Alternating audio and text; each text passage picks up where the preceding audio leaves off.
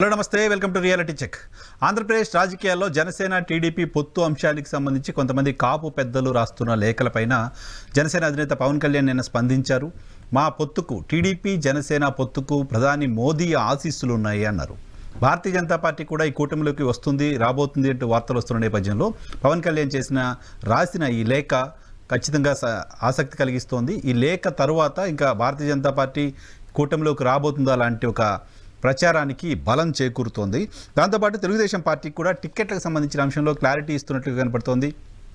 YCP ఇప్పటికే sitting ఎమ్మెల్యేలను మార్చే ప్రక్రియ, ట్రాన్స్ఫర్లు చేసే ప్రక్రియ చేపడుతోంది. 2 లిస్టులు అయిపోయినాయి. 3వ లిస్టు పైన కూడా వైఎస్ఆర్ కాంగ్రెస్ పార్టీ కసరత్తు చేస్తోంది. తాజాగా విజయవాడ ఎంపీ స్థానానికి సంబంధించి కేసినేని నానికి టికెట్ ఇవ్వట్లేదు అనే విషయాన్ని పార్టీ అధిష్టానం ఆయనకి చేరవేసింది. దీంతో ఆయన ప్రస్తుతానికి సైలెంట్గా ఉన్నారు. పార్టీకి దూరంగా ఉంటున్నట్టుగా కనపడుతోంది. ఆయన వ్యవహార శైలి చూస్తే ఫిబ్రవరి మొదటి వారంలో నిర్ణయాన్ని ప్రకటిస్తాను అంటున్నారు. ఢిల్లీకి వెళ్లాల్సిందే, ఏ ఫ్లైట్ ఎక్కాలో ఎలా వెళ్లాలో ఆలోచిస్తానంటూ కేసినేని నాని చెప్తున్నారు. ఇక కేసినేని నానిని పార్టీ వదిలించేసుకుంటుందా తెలుగుదేశం పార్టీ, కొత్త అభ్యర్థిని అక్కడికి తెరపైకి తీసుకొస్తుందా అలాంటి ప్రచారం ఒకవైపు అయితే, భారతీయ జనతా పార్టీతో కలిస్తే భారతీయ జనతా పార్టీకి ఆ సీట్ ఇవ్వాల్సి వస్తుందేమో, అందుకోసమే కేసినేని నానిని పక్కన పెట్టారేమో అనే చర్చ మరోవైపు జరుగుతుంది. మొత్తం ఏపీ రాజకీయ పరిణామాలపైన రియాలిటీ చెక్లో డిబేట్ చూద్దాం. అంతోపాటు జాయిన్ అవుతున్నారు డిబేట్లో వైఎస్ఆర్ కాంగ్రెస్ పార్టీ నుంచి మాదిరెడ్డి శ్రీనివాసరెడ్డి గారు, అలాగే తెలుగుదేశం పార్టీ నుంచి గాయత్రి గారు, రజనీ గారు జనసేన పార్టీ నుంచి, పెద్దిరెడ్డి రవికిరణ్ గారు భారతీయ జనతా పార్టీ నుంచి మనతో పాటు లైవ్లో జాయిన్ అవుతున్నారు. ముందుగా రవి గారు నమస్తే.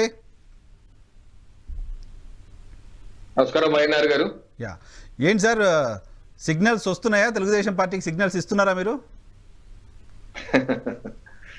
వైఎన్ఆర్ గారు, ముందుగా మీకు తోటి ప్యానలిస్టులకి శుభ సాయంత్రం అండి. నమస్తే సార్. యాక్చువల్గా మా రాష్ట్ర పదాధికారుల సమావేశం మొన్న 3-4 తారీఖులో పెట్టుకున్నాం. దాని ముఖ్య ఉద్దేశం ఏ రకంగా ఎన్నికలకు సమాయత్తం కావాలి అన్న దాని మీద విస్తృతంగా చర్చ జరగడం జరిగింది. అలాగే మీ యొక్క రాజకీయ తీర్మానం కూడా చేయడం జరిగింది. పదాధికార రాజకీయ తీర్మానం ఏంటంటే 175 స్థానాల్లో భారతీయ జనతా పార్టీ అభ్యర్థులు పోటీకి దిగే విధంగా, అలాగే ఒక నినాదం ఏదైతే మా జేపీ నడ్డా గారు జాతీయ అధ్యక్షులు జూన్ లో రాష్ట్రంలోకి వచ్చి give 1 chance for BJP in AP అని మా జేపీ నడ్డా గారు ఏదైతే ఇచ్చారో, రాష్ట్ర ప్రజలు విజ్ఞప్తి చేశారో, దాన్ని కొనసాగింపుగా ఆంధ్రాలో ఒక్కసారి, కేంద్రంలో మరొక్కసారి బీజేపీ ప్రభుత్వం వచ్చే విధంగా ప్రజల్ని అభ్యర్థించాలని, ఆశీర్వాదం కోరాలని, డబుల్ ఇంజిన్ సర్కార్ రాష్ట్రంలో రావాలని, కేంద్రంలో ఏ రకంగా నరేంద్ర మోడీ గారి పరిపాలన నీతిబద్ధ నిజాయితీ పరిపాలన అందిస్తారు, అటువంటి పరిపాలన రాష్ట్రంలో అందించాలని, డబుల్ ఇంజిన్ సర్కార్ ఏర్పాటుకి ప్రజలు ఆశిస్తూ కోరాలని చెప్పి మేము రాజకీయ తీర్మానం చేశాం. ఒక్కసారి అక్కడ ఆగండి సార్. తీర్మానం చేశారా? తీర్మానం చేశాం. తీర్మానం ప్రకారం 175 స్థానాల్లో భారతీయ జనతా పార్టీ అభ్యర్థులు ఆశీర్వదించమని కోరారా? మరి జనసేన ఏంటి? అదే జనసేన పొత్తుల విషయం. జనసేన ఆల్రెడీ పొత్తులో ఉంది, కొత్తగా ఇంకా చర్చించేది ఏంటి? మీ పార్టీ కూటమిలో ఉంది కదండి. అదే పొత్తులోనే ఉంది. అయితే వారు తెలుగుదేశం పార్టీతో వెళ్తా అంటున్నారు. సో ఏది ఏమైనా ఎలా అయినా సరే ఎన్నికల సమయంలో చూసుకుంటాం, ఎవరేంటి, ఎవరు వస్తారు, ఎవరు లేదని తర్వాత చూసుకుంటాం. కొత్త పార్టీలు రావడం ఓకే, నాకు కొత్త పార్టీలు వస్తాయా, జాయిన్ అవుతాయా అప్పుడు ఏంటో ఓకే.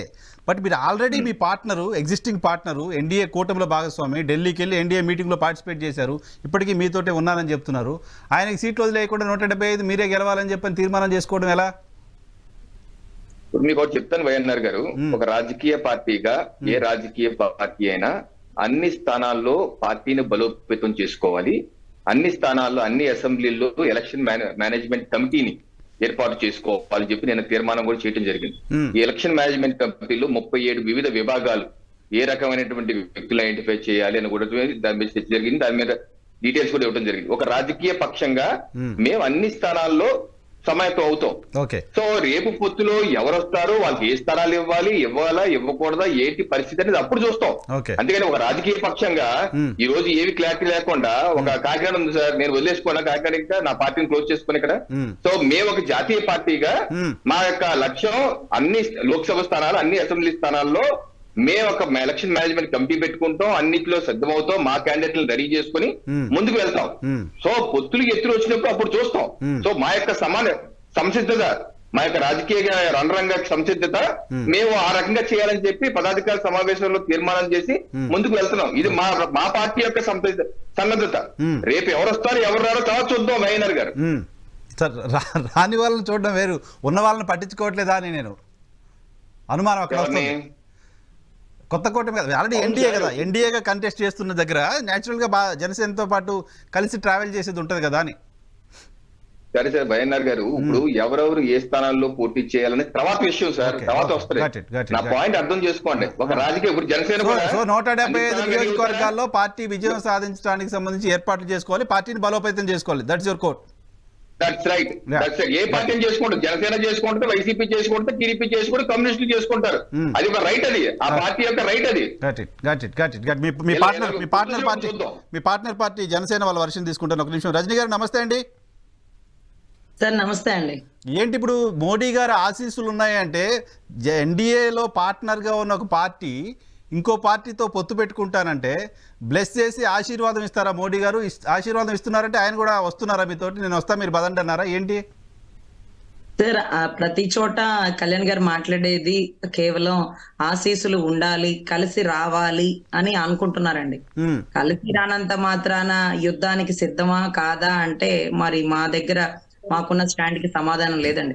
అన్ని చోట్ల యువగళం మీటింగ్ సభలో కూడా, అంత యువగళం సభలో టీడీపీ వాళ్ళ మధ్యలో కూడా అధినాయకుడు చెప్పిన మాట ఏంటంటే సెంట్రల్ నుంచి మోడీ గారి సహకారం ఉండాలి, ఆయన కలిసి మాతో పాటు రావాలని ఒక పదాన్ని అన్ని చోట్ల అన్ని మీటింగ్ లో తుది ప్రస్థానంలో క్లోజ్ చేసేటప్పుడు అడుగుతారండి, అంటారండి. సో అంత మాత్రాన ఒకవేళ ఇప్పుడు ఇందాక సార్ చెప్తున్నట్టుగా కలిసి వెళ్తామా, తేల్చుకొని వెళ్తామా, చివరిలో కలుపుతున్నామా, 170 చట్ల వాళ్ళకి ఎన్ని స్థానాలు ఇస్తాం, ఇవంతా మాకు కూడా తెలియదండి. మాకు తెలిసినది ఏంటంటే టీడీపీతో కూటమిలో ఉన్నాం, టీడీపీ సమన్వయ కమిటీ వేసి, జనసేన సమన్వయ కమిటీ వేసి అభ్యర్థులు ఎక్కడ టీడీపీ వాళ్ళు త్యాగం చేయాలి, ఎక్కడ జనసేన వాళ్ళు సీటు వదిలేసుకోవాలి అనేది మాత్రం న్యూట్రల్ గా జరుగుతూ ఉంది. అది గతం నుంచి కూడా. అదే రకంగా సంఘీభావం విషయంలో కూడా అధినాయకుడు భువనేశ్వరమ్మ గారు నేనేమీ ఆశించకుండా రాష్ట్ర రాజకీయాల్లో 40 సంవత్సరాల వ్యక్తిని, రాజకీయ ప్రస్థానం 14 సంవత్సరాలు ముఖ్యమంత్రికే ఈ గతి పడితే రాష్ట్ర ప్రజల పరిస్థితి ఏంటి, రాష్ట్ర భవిష్యత్తు ఏంటి అంటూ ఒక నిర్ణయం టక్మని తీసుకున్నారండి. నిర్ణయ పర్యవసానం ఏంటంటే రాష్ట్రానికి రాజధాని వస్తుంది, పోలవరం పూర్తవుతుంది, రాష్ట్ర భవిష్యత్తు ముందుకు వెళ్తుంది. వీటన్నిటితో పాటు టీడీపీతో కలిసి ప్రయాణం చేస్తాను అని చెప్పేటప్పుడు ఇందాక సార్ చెప్పినట్టుగా అంటే ఏదైతే బీజేపీ కలిసి రావాలని కోరుకుంటున్నారు, కలిసి రాకపోతే జనసేన ఆగిపోతుందా, కలిసి రాకపోతే టీడీపీ జనసేన కలిసిన ప్రయాణంకి ఏమైనా ఇబ్బంది జరుగుతుందా, ఇవన్నీ మాకు తెలియదండి. డిస్కషన్ కూడా కాదు, తర్వాత చూద్దాం. నా పాయింట్ ఏంటి అంటే గతంలో పవన్ కళ్యాణ్ గారు రాజమండ్రి జైలు దగ్గర పొత్తుకు సంబంధించిన ప్రకటన చేసిన సందర్భంలో ఇప్పుడున్న పరిస్థితిలో వైసీపీని గద్దెదించాలంటే అందరం కలిసి పోరాటం చేయాలి, జగన్మోహన్ రెడ్డి గారిని ఓడించడం లక్ష్యంగా పనిచేయాలి మనమంతా, అటువంటి పరిస్థితులు రాష్ట్రంలో ఉన్నాయి, అవసరమైతే నేను కూడా ఢిల్లీకి వెళ్ళి పెద్దలతో మాట్లాడతానని ఒక మాట అన్నారు. సరే ఆయన ఇంగ్లీ కలిసారా మాట్లాడారా మనకు తెలియదు, కానీ ఇప్పుడున్న పరిస్థితుల్లో పదే మీటింగుల్లో వారాహి యాత్రలో చెప్తూ వస్తున్నారు కేంద్రం కూడా ఆశీర్వదించాలి, ఆశీస్సులు ఉండాలి అని. ఓకే, ఇప్పుడు మళ్ళీ అఫీషియల్ ఒక లేఖ రాయటం అంటే మా పొత్తుకి, మా కలయికకి వాళ్ళ మద్దతు ఉంది అని చెప్పటమే కదా. అటువంటి చెప్పాల్సిన పరిస్థితి ఇప్పుడు ఎందుకు వచ్చింది అంటే రేపు పొద్దున దానికి రెడీ చేస్తున్నారా, డయాస్ రెడీ చేస్తున్నారా, ప్లాట్ఫామ్ రెడీ చేస్తున్నారా అనే ఒక ఇంప్రెషన్ వస్తుంది. సార్ ఖచ్చితంగా 3 కలిసి వెళ్తున్నాయి అనేది వాస్తవం సార్. చర్చలు ఫలించినాయి, చర్చలు ఫలించినాయి, 3 కలిసే వెళ్తారు. ఈ టైంలో బీజేపీ అసలు ఆ పక్కన ఉంటారా ఈ పక్కన ఉంటారా అంటే ఒక పక్కనేమో 6041కి వాయిదాలకు అటెండ్ కానటువంటి ఒక జగన్మోహన్ రెడ్డి గారు, ఒక దళితులని మర్డర్ చేసిన ఎమ్మెల్సీని పక్కన కూర్చోబెట్టుకున్న జగన్మోహన్ రెడ్డి గారు, ఏదైతే సిబిఐలో 43,000 కోట్ల స్కాముల్లో ఉన్న వ్యక్తి వివేకానంద రెడ్డి గారు మర్డర్ కేసులో ఉన్న వ్యక్తి పక్షాన ఉంటారా, లేకపోతే ఈ పక్షాన అభివృద్ధి పదంలో వ్యక్తి, నీ ఫ్రెండ్, నీ కొలిగు, నీ అభిమాని, నీ నిజాయితీ పరుడున్న వ్యక్తి పక్కన ఉంటారా అంటే ఈ రోజు కూడా బీజేపీ ఇంకా ఆలోచించుకుంటే రాష్ట్ర ప్రజలకి అసలే దేశవ్యాప్తంగా బీజేపీ మీద చాలా గుడ్ విల్ ఉన్నా రాష్ట్రంలో బీజేపీ అంటే మైనసే ఉందండి. ఎందుకంటే రాష్ట్ర రాజధాని విషయంలో ఉద్దండరాయపాలెంలో గంగా జలాలు తెచ్చిన మోడీ గారు అమరావతి ఉద్యమం సాక్షిగా ఎందుకు సంఘీభావం తెలపలేదు? వైజాగ్ స్టీల్ ప్లాంట్ తాకట్టు పెట్టి బేరాలు పెడుతున్నప్పుడు కొన్ని వేల మంది, వందల మంది త్యాగ ఫలితమే స్టీల్ ప్లాంట్ అన్నప్పుడు ఎందుకు అడ్డుకోలేదు? వీటన్నిటికీ మించి పోలవరానికి సమాధానం ఏంటి, స్పెషల్ స్టేటస్ కి ఇక దాని గురించి ఇంకేమి పట్టించుకోరా అంటున్న టైంలో నేను అన్ని చోట్ల పోటీ చేస్తానంటే దేశంలో గొప్ప పేరు ఉండొచ్చు, రాష్ట్రంలో మైనస్ ఉన్నప్పుడు కలిసి ప్రయాణం చేసి రాష్ట్ర ప్రజల ప్రయోజనాలు మనం కోరుకోవాలి. కానీ నా బలం పెంచుకోవాలి అంటే ఒక్కొక్కసారి మన బలం ఎంత అనేది కాదండి, మనం ఎక్కడ నెగ్గాలో కాదు ఎక్కడ తగ్గాలో తెలిసిన వాడు నాయకుడు అండి. ఈ రోజు నాయకులందరూ ఒక తాటి మీద ఉండి బలైపోతున్న మా ఆంధ్ర రాష్ట్రాన్ని కాపాడండి అంటే ఇంకా కూడా పొత్తు ధర్మం అంటూ నా బలాన్ని పెంచుకుంటా 175 చోట్ల పోటీ చేస్తానంటూ మీరు గెలవాలనుకుంటూ ఓట్లు చీలిపోతే రాష్ట్రం అస్తవ్యస్తం అయిపోతుందంటే ఇంకా కూడా అర్థం కావట్లేదా అండి? కలిసి వెళ్ళాలని మా అధినాయకుడు మీకు అసలు ఆవేదన అనుమానం అవసరం లేదు కదా, మోడీ గారికి అర్థమైంది అనేది కదా పవన్ కళ్యాణ్ గారు చెప్తున్నమాట. 100% కళ్యాణ్ గారి ఆవేదన, రాష్ట్రం కోసం ఆయన పడే తపన, ఎంత తగ్గి వెనక్కి వెళ్తున్నాడో అనేటటువంటి ఆయన పరిస్థితులు అన్ని గమనిస్తున్న మోడీ గారు 100% అన్న వెనకాల ఉంటారని మేము మనస్ఫూర్తిగా కోరుకుంటున్నామండి. అదే ఆకాంక్షిస్తున్నాం. పొత్తు ధర్మంగా కూడా అది ఫైనల్ అయిందన్న వార్తలు కొంత వినపడుతూ ఉన్నాయి. What ever it may be, అతి తొందరలో ముగ్గురు కలిసి వెళ్తే తప్ప ఈ రోజు బీజేపీ నిజాయితీ పరులను అనే విషయాన్ని రాష్ట్ర ప్రజలు నమ్మరండి. ఇంకా కూడా బీజేపీ ఆలోచిస్తా ఉంటే మాత్రం బీజేపీ మీద రాష్ట్ర ప్రజలు పెట్టుకున్న నమ్మకాన్ని కోల్పోతారండి. ఓకే, ఇప్పుడు అయితే డెసిషన్ తీసుకోవాల్సింది భారతీయ జనతా పార్టీ. 100% అండి. కలిసి ప్రయాణం చేసి మా రాష్ట్రాన్ని కాపాడండి అంటే నా బలాన్ని పెంచుకుంటాను అని మాట్లాడుతుంటే మా భవిష్యత్ ఏంటండి? రాష్ట్రానికి రాజధాని లేదు, స్పెషల్ స్టేటస్. మీరు ఆ టోన్ లో మాట్లాడితే బీజేపీ వాళ్ళు హర్ట్ అవుతారు కొంచెం. బీజేపీ హర్ట్ అవ్వడం కాదు సార్, మా గురించి ఆలోచించండి, మా ఆంధ్ర రాష్ట్రం గురించి ఆలోచించండి, మా బతుకుల గురించి జాలి పడండి. పక్క రాష్ట్రాలకు పోయి మా పిల్లలు సాఫ్ట్వేర్ కంపెనీ ఉద్యోగాలు చేసుకుంటున్నారు. 33,000 ఎకరాల భూమిలో రాష్ట్రానికి రాజధాని కట్టుకోలేకపోయాం. దీని గురించి ఆలోచించకుండా ఇంకా కూడా నీకంటే ముందు చిన్నవాడు గొప్పగా నిర్ణయం తీసుకున్నాడే, కలిసి అతనితో కలిసి పనిచేస్తే ఈగోలకు పోయే పరిస్థితి అండి. ఈగో ఉందా టీడీపీకి బీజేపీకి మధ్య? ఈగో ఉందా బీజేపీకి జనసేనకి మధ్య? ఈగో ఉందా అంటే బీజేపీకి టీడీపీ కలవడానికి ఆలోచిస్తూ ఉన్నారండి. జనసేన బీజేపీ ఎప్పుడో కలిసి ఉంది. బీజేపీ వాళ్ళు కూడా ఇందాక కూడా నేను జరిగిన డిబేట్ లో కూడా 1.5 సంవత్సరాల క్రితం వాళ్ళు వెళ్ళిపోయారండి చెప్పా పెట్టకుండా. అంటే అక్కడ టీడీపీ అని అడిగాడు, మరి ఇక మేము ఎలా అంటే ఒక ప్రేమ లేఖ రాస్తే మేము దాన్ని యాక్సెప్ట్ చేస్తాము, కలిసి ప్రయాణం చేస్తాము అంటూ టీడీపీ బీజేపీ ఒక డిస్కషన్ జరుగుతుందండి. వీళ్ళిద్దరూ ఒకటైతే ట్రయాంగిల్ లవ్ స్టోరీ అవుతే రాష్ట్రం గొప్పగా ఉంటుందని మనస్ఫూర్తిగా భావిస్తున్నాను, అవ్వాలని ఆకాంక్షిస్తున్నాను. రైట్ రైట్ రైట్ అండి. తెలుగుదేశం వర్షన్ తీసుకుంటాను. గాయత్రి గారు నమస్తే అండి, వెల్కమ్ టు ఇహా. యా నమస్తే అండి, గుడ్ ఈవినింగ్ ప్యానెల్ లో అందరికీ అండ్ ఆల్సో మీ వ్యూవర్స్ అందరికి నమస్తే. ఇంతకు ముందే మాట్లాడారు Srinivas, sorry BJP spokes person గారు. అంటే నేను ఇప్పుడు రజనీ గారు ఇందాక అంత ఆవేశంగా మాట్లాడుతుంటే నాకు ఒక ఇన్సిడెంట్స్ గుర్తొచ్చింది. రీసెంట్ గా అనుకుంటా ఇలాగ కూటమి గురించి డిస్కషన్ వచ్చినప్పుడు వేరే ఎక్కడో ఛానల్లో ఐ హర్డ్ ఒక official spokes person BJP spokes person ముందుకు వచ్చి వాళ్ళెవరో మాకు సీట్లు ఇవ్వటం ఏంటి, మా పార్టీ ఏంటి, మా స్థానం ఏంటి, మేమేంటి ఇండియాలో మా ఇదేంటి, మేము ఒకరికి సీట్లు ఇచ్చే స్థానంలో ఉంటాం కానీ మేము ఒకరి దగ్గర సీట్లు తీసుకునే స్థానంలో లేవు అని చెప్పి వాళ్ళంత చాలా క్లారిటీతో ఉన్నారు. మరి ఇందాక నేనైతే పేరు కూడా చెప్తా, నంబర్ కూడా చెప్తా. విష్ణువర్ధన్ రెడ్డి గారు 12 లోక్సభ, 65 75 అసెంబ్లీ, అవి మాకు ఇవ్వాలి కదా, ఇవ్వకుండా మేము 3 సీట్లు 4 సీట్లు అంటే ఎట్లా, వాళ్ళ ఇష్టమా అని చెప్పి అన్నారు ఆయన. Yeah you can continue please. అంటే ఇప్పుడు అంటే వీళ్ళు నేను బీజేపీని తక్కువ చేయాలి కాంగ్రెస్ ని తక్కువ చేయాలి అని కాదు, కానీ రైట్ నౌ ఈ స్టేట్ లో అయితే ఒక నేషనల్ పార్టీకి అయితే ఒక ఉనికి కూడా లేదు, ఒక ఉనికిని కాపాడుకునే పరిస్థితిలో ఉన్నారు. రైట్ నౌ మేమంటూ ఉన్నాం, మమ్మల్ని గుర్తించండి అని ఆ స్టేజ్ లో ఉన్న అది రియాలిటీ. లేదు మేము అలా కాదు 175 స్థానాల్లో పోటీ చేస్తాం చేయొచ్చు, ఏముంది. ఇప్పుడు మొన్న ఏదో ఇంకో వీడియో కూడా చూసాను, కే పాల్ గారు కూడా ముందుకు చెప్తున్నారు, నేను బ్రదర్ పవన్ కళ్యాణ్ కి 50 సీట్లు ఇస్తాను, సీఎం కూడా చేస్తాను జనవరి వరకు ఈ ఆఫర్ అని చెప్పి. అంటే ఎవరు వాళ్ళ కాన్ఫిడెన్స్ వాళ్ళకి తెలియాలి. కానీ నాట్ లైక్ దట్. నేను అసలు చెప్తున్నాను, ఇప్పుడు ఒక ఎలక్షన్ జరుగుతున్నప్పుడు ప్రతి పార్టీ కూడా మాకు ఫుల్ స్టేక్ ఉంది దీంట్లో, మేము ఫైట్ చేయగలం అనుకోవటం గొప్పతనం. Actually we have to welcome it. ప్రతి పార్టీ ముందుకు వచ్చి 175 సీట్స్ పోటీ చేయాలనే కోరుకుంటాం. This is democracy, right? So మేమేం కాదనట్లా. బట్ ఏంటంటే ఇప్పుడు రజనీ గారు అంతకంతా బాధపడుతున్నారు అంటే ఒకటే ఏంటంటే, ఎక్కడైనా బై మిస్టేక్ మనం ఒక ఛాన్స్ తీసుకొని ఆ ఒక్క ఛాన్స్ తో రాష్ట్రాన్ని ఇంకోసారి నాశనం చేస్తామేమో అని ఒక భయం, బాధ ఆవిడ వాయిస్ లో బాగా రిఫ్లెక్ట్ అవుతుంది. And I appreciate it and I respect it. అందరూ భయం అదే. ఇప్పుడు ఫస్ట్ లో బాబు గారు కానీ, ఆ తర్వాత పవన్ కళ్యాణ్ గారు కానీ, తర్వాత లోకేష్ గారు కానీ, ఇంతమంది వాళ్ళకి అవసరం లేదండి. ఎవరెవరి స్థానాల్లో వాళ్ళైతే గొప్పగానే ఉన్నారు. ఇప్పుడు బాబు గారు మళ్ళీ ముఖ్యమంత్రి ఈ వయసులో అవి అవ్వకపోతే ఆయన పెద్దగా నష్టపోయేదేం లేదు. కాకపోతే ఏంటంటే రాష్ట్రం ఏ గతికి వచ్చేసింది, నేను ఎక్కడ తీసుకెళ్లానో, ఎంత వర్క్ చేశానో దాన్ని మళ్ళీ వెనక్కి నెట్టేశాడు జగన్మోహన్ రెడ్డి. సో ఇంకో ఛాన్స్ తీసుకోకూడదు. ఎందుకంటే మనం ఆటలాడుతుంది ఇంతమంది 5 కోట్ల మంది జనాలతో, వాళ్ళ ఫ్యూచర్ తో ఆటలాడకూడదు అని చెప్పి వాళ్ళ ఈగోలు చంపుకొని వాళ్ళు ఒక మెట్టి దిగొచ్చి అందరూ కలిసి ఒక మాట మీదకి వచ్చారు. సో ఇప్పుడు బీజేపీ మరి ఆ మాట మీదకి వస్తుందా, లేదు మేము సరదాగా విడిగా పోటీ చేస్తానని అది వాళ్ళ చాయిస్. ఇంకా ఉందా బీజేపీ రాకపోవడానికి, టీడీపీ ఇంకొక అడుగు ముందుకు వేయకపోవడానికి వేస్తుందో లేదో తెలియదు, కానీ బీజేపీ అంటే రెండు వైపుల నుంచి ఎవరో ఒకరు ఒక అడుగు ముందుకు వేయాలేమో అనిపిస్తోంది. సో పవన్ కళ్యాణ్ గారు నిన్నట్టు లేక మోడీ గారు విషెస్ మాకున్నాయి, బ్లెస్సింగ్స్ మాకున్నాయి అని చెప్తున్నారు. సో ఏంటి మీరు విష్ చేస్తున్నారా, మీరు ఇనిషియేషన్ చేస్తున్నారా, లేకపోతే బీజేపీ లేకపోయినా పర్వాలేదు వాళ్ళు వస్తే చూద్దాం అనుకుంటున్నారా, లేకపోతే మనం కూడా వెళ్దాం అనుకుంటున్నారా? ఏంటి అంటే ఎగ్జాక్ట్ గా చంద్రబాబు నాయుడు గారు ఏమనుకుంటున్నారు ఇప్పుడు దాకా తెలియదు. పవన్ కళ్యాణ్ గారు అయితే పవన్ కళ్యాణ్ గారు అయితే పబ్లిక్ గా చాలా సార్లు చెప్పారు, మాకు మోడీ గారు విషెస్ ఉన్నాయి, ఐఎమ్ పార్ట్ ఆఫ్ ఇండియా అన్నారు, అండ్ పార్టిసిపేట్ కూడా చేశారు. కాకపోతే బాబు గారు ఇప్పుడు దాకా he didn't give any signal. Is equally అంటే నాకు తెలిసి ఇప్పుడు కాంగ్రెస్ గెలిచినప్పుడు మేము అప్రిషియేట్ చేస్తాం, బీజేపీ గెలిచిన అప్రిషియేట్ చేస్తాం. నో వన్ ఈజ్ మాకు ఎవరు ఎనిమీ కాదు అని చెప్పి అయితే నమ్ముతాం 100% రైట్ నౌ. ఎవరు మా ఎనిమీ కాదు, ఎవరు ఈ రాష్ట్రానికి మంచి చేయాలనుకుంటే వాళ్ళు మా మిత్రులు అని చెప్పి నమ్ముతాం అండి.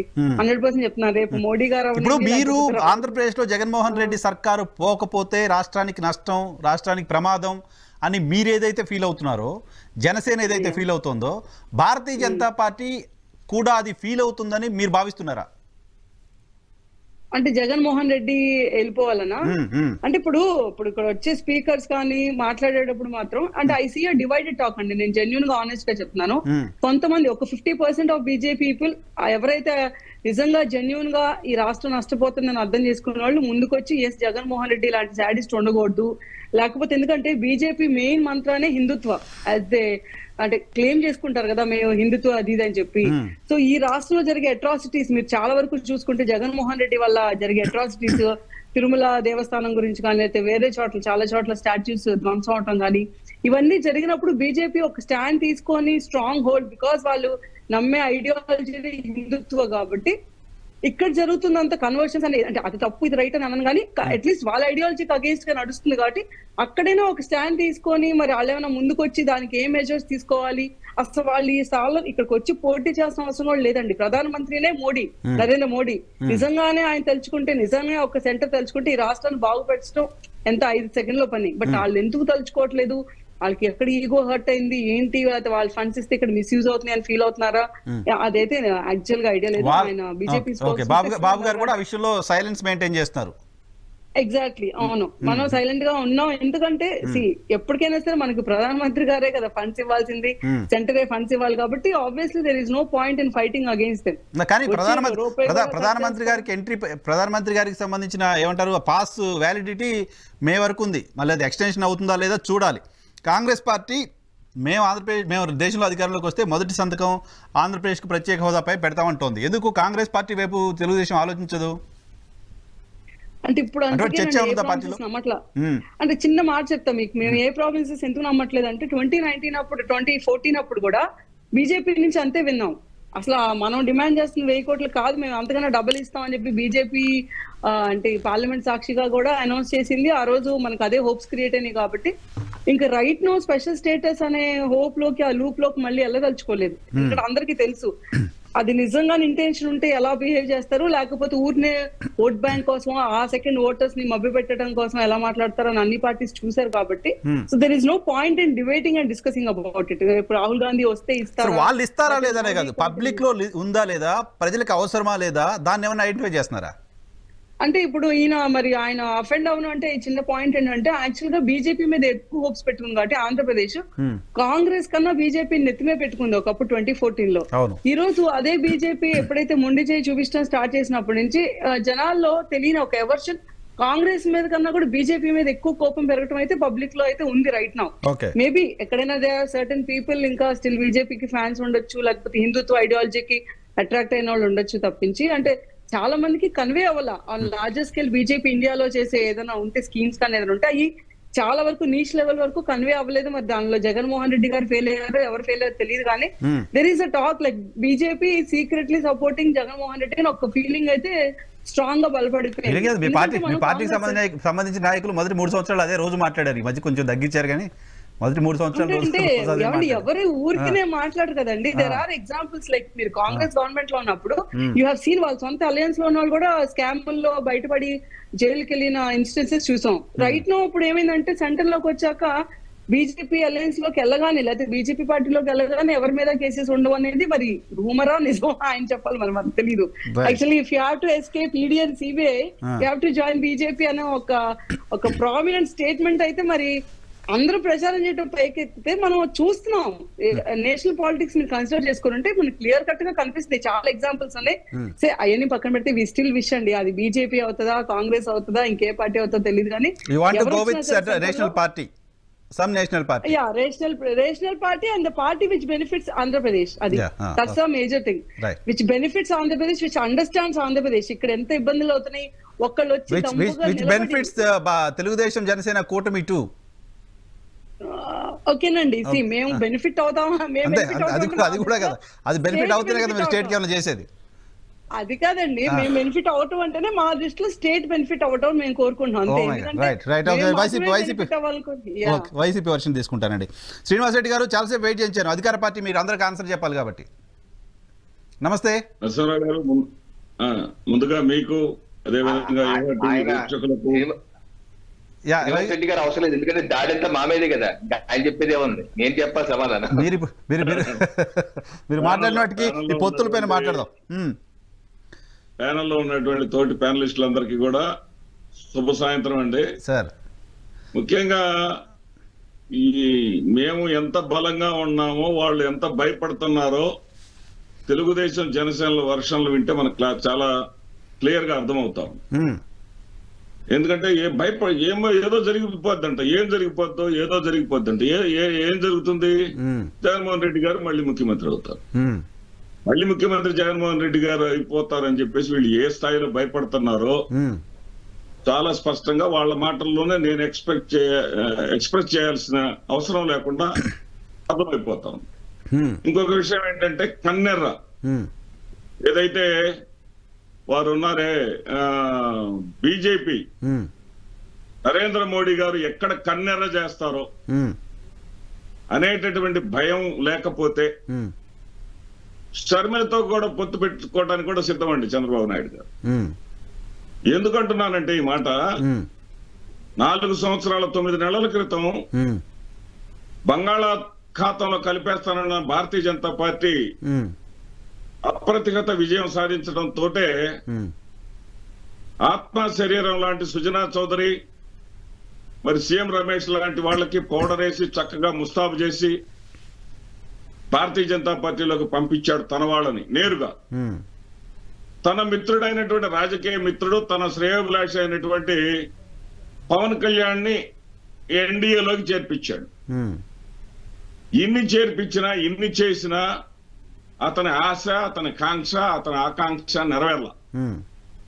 భారతీయ జనతా పార్టీ నుంచి గ్రీన్ సిగ్నల్ రాల.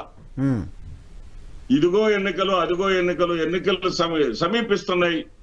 మరి ఫిబ్రవరిలో నోటిఫికేషన్ అంటున్నారు, జనవరిలో జరపడ్డాం, జనవరి అయ్యేపోతా ఉంది, ఏంటి వీళ్ళు పలకరు అని చెప్పేసి బాధ దుగ్ధ వాళ్ళకు ఉంది. కాదు సార్, ఒక్క నిమిషం, ఒక్క క్వశ్చన్ తీసుకోండి. ఇప్పుడు చంద్రబాబు నాయుడు గారు కాంగ్రెస్ తోటో ఎవరితోటో వెళ్ళడానికి బీజేపీ కన్నెర్ర చేస్తుందేమని భయపడుతున్నారు అనేది మీ పాయింట్ అయితే, చంద్రబాబు నాయుడు గారికి బీజేపీనో ఇంకెవరో కన్నెర్ర చేస్తే జరిగే నష్టం ఏముంటుంది? ఆయన పొలిటికల్ కెరీర్లో దాదాపు 50 రోజులు పైగా జైల్లో ఉండొచ్చారు, అంతకంటే వాస్ట్ ఇంకేముంటుంది చంద్రబాబు నాయుడు గారికి చేయడానికి?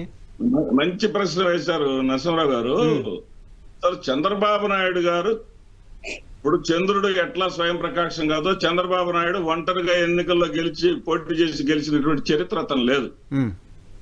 అయితే ఇక్కడ విచిత్రమైనటువంటి పరిస్థితి ఏంటంటే, సూర్యుడి వల్లే మనం అందరం బ్రతుకుతా ఉంటాం, కానీ సూర్యుడిని ఎవరు పొగడరు. చల్లని కాంతి, వెన్నెల కాంతి అని చంద్రుడి మీదే కవితలు రాస్తా ఉంటారు.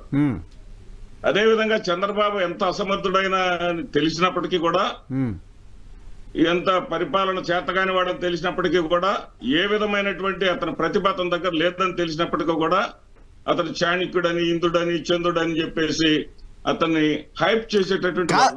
శ్రీనివాస్ రెడ్డి గారు, రాజకీయ పార్టీలు పొత్తులు పెట్టుకోకూడదు, గెలవకూడదు, 4 పార్టీలు కలవకూడదు ఏమైనా రాజ్యాంగంలో ఉందా?